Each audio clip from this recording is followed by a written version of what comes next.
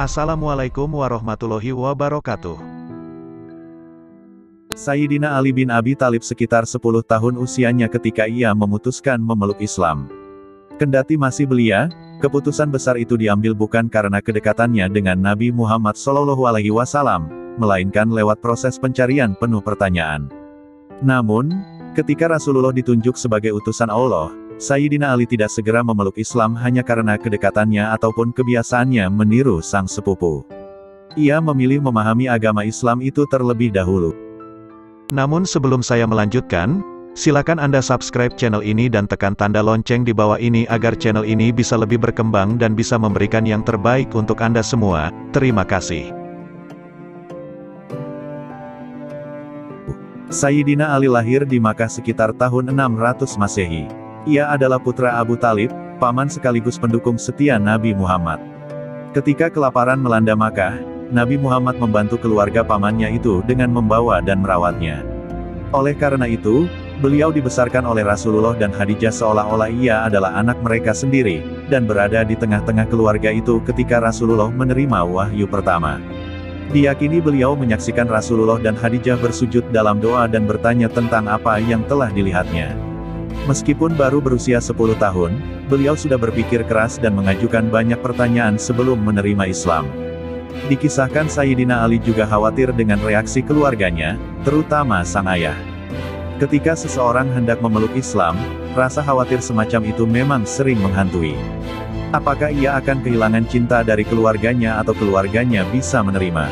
Hal semacam itulah yang dirasakan. Beruntung, ayahnya bisa menerima ketika ia berkata bahwa Rasulullah akan menuntunnya pada jalan kebenaran. Abu Thalib bahkan menasihati agar Ali tetap dekat dengan Rasulullah. Sayyidina Ali pun semakin gencar bertanya kepada Rasulullah. Ia selalu berdiskusi ketika menemui suatu hal yang belum dipahami tentang agama baru tersebut. Tak lama berselang, beliau akhirnya membaca 2 kalimat syahadat. Walhasil, Sayyidina Ali menjadi anak pertama yang masuk Islam. Suatu ketika, keberaniannya dan kecintaannya pada Allah tampak langsung oleh Nabi Muhammad. Saat itu, Rasulullah diperintahkan oleh Allah untuk menyampaikan pesan kepada kerabatnya. Setelah mengundang mereka untuk makan malam, Nabi bertanya siapa yang akan bergabung dengannya di jalan Allah. Tak satu pun yang bersuara. Adalah Ali, meski masih anak-anak, yang memecahkan keheningan dan menawarkan membantu Nabi Muhammad dengan cara apapun yang dia bisa. Semua orang di ruangan makan malam itu tertawa mendengarnya. Sayyidina Ali pun mengulangi tawarannya, berdiri tegak di hadapan tawa dan cemoohan. Di masa depan ia terus berdiri tegap berulang kali menunjukkan keberanian dan cintanya kepada Allah dan Nabi Muhammad. Salah satu keberaniannya yang paling dikenang adalah ketika kaum kafir hendak membunuh Rasulullah. Beliau yang ketika itu berusia 22 tahun berani mempertaruhkan nyawanya. Ia pura-pura menjadi nabi dengan tidur di kasurnya agar Rasulullah bisa berhijrah ke Madinah. Ketika para pembunuh memasuki rumah Rasulullah dengan pedang, mereka terkejut dan kecewa hanya menemukan Sayyidina Ali. Ia pun tak disakiti. Begitulah keberaniannya dalam melindungi Rasulullah. Ia tak hanya sepupu, anak angkat, dan teman dekat Nabi, tapi juga kelak menjadi menantu Rasulullah. Sayyidina Ali diketahui menikahi Fatimah, putri Nabi Muhammad. Meski demikian, Sayyidina Ali sebenarnya lebih dikenal atas kerendahan hatinya, kesalehan, dan pengetahuannya yang mendalam tentang Al-Quran. Dia adalah seorang sarjana besar Islam dan sastra Arab, dan mempelopori bidang tata bahasa Arab. Sayyidina Ali bin Abi Thalib adalah remaja dari kalangan keluarga besar Bani Muttalib yang langsung menerima kenabian Muhammad. Abdullah bin Abbas mengungkap bagaimana Ali bin Abi Thalib pertama masuk Islam. Ali bercerita secara detail saat Rasulullah mengundang keluarga besarnya untuk memeluk Islam. Menurut Ali, ia dipanggil Rasulullah setelah turun ayat 214 surah Asy-Syura, perintah Allah kepada Rasul-Nya supaya memperingatkan kaum kerabat yang terdekat. Hai Ali, ujar Nabi Muhammad SAW, Allah telah memerintahkan supaya aku memberi peringatan kepada kaum kerabatku yang terdekat. Aku merasa agak sedih, sebab aku tahu, jika aku berseru kepada mereka melaksanakan perintah itu, aku akan mengalami sesuatu yang tidak kusukai. Oleh karena itu, aku diam saja sampai datanglah Jibril yang berkata kepadaku, Hai Muhammad, jika engkau tidak berbuat seperti yang diperintahkan kepadamu, Tuhan akan menjatuhkan azab kepadamu. Setelah itu Rasulullah memerintahkan Ali untuk memasak. Buatlah makanan, masaklah paha kambing dan sediakan untuk kita susu sewadah besar. Setelah itu kumpulkan keluarga Bani Abdul Muthalib.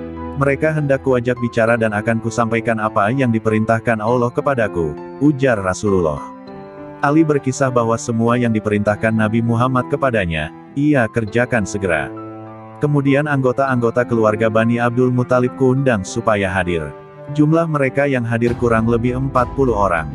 Di antara mereka itu terdapat para paman Rasulullah Shallallahu Alaihi Wasallam seperti Abu Talib, Hamzah, Abbas dan Abu Lahab, ucap Ali. Setelah semuanya berkumpul, Rasulullah memanggil Ali dan memerintahkan supaya makanan segera dihidangkan. Ali pun menghidangkan sajian itu. Rasulullah mengambil sepotong daging, lalu meletakkan kembali pada tepi baki. Beliau mempersilakan mereka mulai menikmati hidangan, silakan kalian makan, bismillah. Rasulullah mempersilakan. Mereka semua makan dan minum sekenyang-kenyangnya. Demi Allah, mereka masing-masing makan dan minum sebanyak yang kuhidangkan, ujar Ali berkisah. Ketika Rasulullah hendak mulai berbicara, menurut Ali, beliau didahului oleh Abu Lahab. Abu Lahab berkata kepada hadirin dengan sinis, kalian benar-benar sudah disihir oleh saudara kalian. Menurut Ali, karena ucapan Abu Lahab semua yang hadir pergi meninggalkan tempat. Keesokan harinya, Rasulullah kembali memerintahkan Ali menyiapkan hidangan seperti kemarin. Setelah semua makan minum secukupnya, Nabi Muhammad berkata kepada mereka, "Hai Bani Abdul Muthalib, demi Allah, aku tidak pernah mengetahui ada seorang pemuda dari kalangan orang Arab, yang datang kepada kaumnya membawa sesuatu yang lebih mulia daripada yang kubawa kepada kalian. Untuk kalian aku membawa kebajikan dunia dan akhirat. Allah memerintahkan aku supaya mengajak kalian ke arah itu. Sekarang, siapakah di antara kalian yang mau membantuku dalam persoalan itu dan bersedia menjadi saudaraku, penerima wasiatku dan khalifahku?" Ali bercerita pada saat itu semua yang hadir bungkam. Hanya aku sendiri yang menjawab, "Aku." Waktu itu Ali orang yang hadir paling muda usianya dan masih hijau.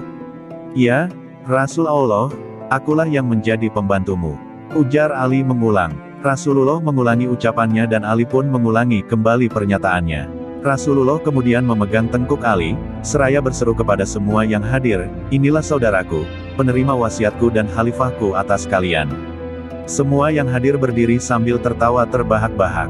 Mereka berkata hampir serentak kepada Abu Talib, "Hai Abu Talib, dia, yakni Muhammad, menyuruhmu supaya taat kepada anakmu."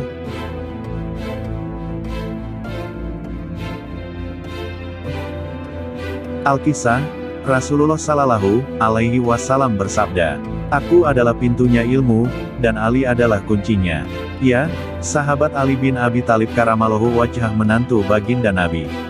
Nabi merupakan pintu ilmu yang sangat luas. Ia sebagai bekal dunia akhirat sebagaimana pernah disabdakan, sedangkan kunci ilmu dimiliki oleh sahabat Ali. Hati mana yang tak penasaran mendengar sabda Rasul tersebut, orang-orang Khawarij gusar tiada taraf tatkala mendengar kabar hadits ini. Kemudian mendorong mereka berniat menguji kebenaran hadis kepada Rasulullah secara langsung. Dikumpulkanlah 7 orang dari golongan mereka. Jika Ali sebagai kunci ilmu, maka ketika kita beri pertanyaan yang sama tentu jawabannya juga sama. Salah seorang dari mereka mengawali pembicaraan. "Ya, benar kamu. Tidak mungkin seseorang yang dianggap kuncinya ilmu akan menjawab dengan jawaban yang berbeda-beda. Jika memang benar ia kuncinya ilmu, yang lain menimpali." Disusunlah strategi, rencana matang disusun, mari kita uji dengan memberikan pertanyaan yang sama, namun dari orang yang berbeda-beda, usul salah seorang dari ketujuh Khawarij tersebut dan mereka berakhir pada kata sepakat. Pertanyaan yang akan diajukan, antara ilmu dan harta, manakah yang lebih utama? Setelah mereka memberikan pertanyaan yang sama, mereka mendapat jawaban yang sama pula. Antara ilmu dan harta, yang lebih utama adalah ilmu. Tapi tunggu dulu, apakah Ali juga memberikan alasan tentang jawabannya? Tanya salah seorang dari mereka. "Ya, benar," timpal mereka bersama-sama. "Apa itu? Kalau ilmu menjagamu, namun harta, engkau yang harus menjaganya." Orang pertama dari kelompok Khawarij menyampaikan alasan yang dikemukakan sahabat Ali bin Abi Thalib karamallahu wajhah. Jika ilmu adalah warisan Nabi, harta adalah warisan Qarun yang terkutuk. Orang kedua menambahi kemudian, ilmu jika ditasarufkan, akan bertambah. Sedang harta, jika ditasarufkan akan berkurang, Tambah orang ketiga menyampaikan kutipan argumentasi yang ia terima. Mereka mulai heran akan jawaban yang berbeda-beda. Andai kau memilih ilmu, kau akan mendapat julukan yang baik. Namun jika harta, julukan buruk yang kau dapat, demikian orang keempat menjelaskan. Mereka semakin ragu akan alasan yang berbeda-beda. Ilmu itu menerangi hati, sedangkan harta mengeraskan hati. Ilmu jika dibiarkan tidak apa-apa, namun harta jika dibiarkan akan rusak. Ilmu ketika di hari kiamat akan menolongmu, namun harta akan menjadi penyebab lamanya hisab di hari kiamat. Subhanallah, semoga kita bisa mengamalkannya.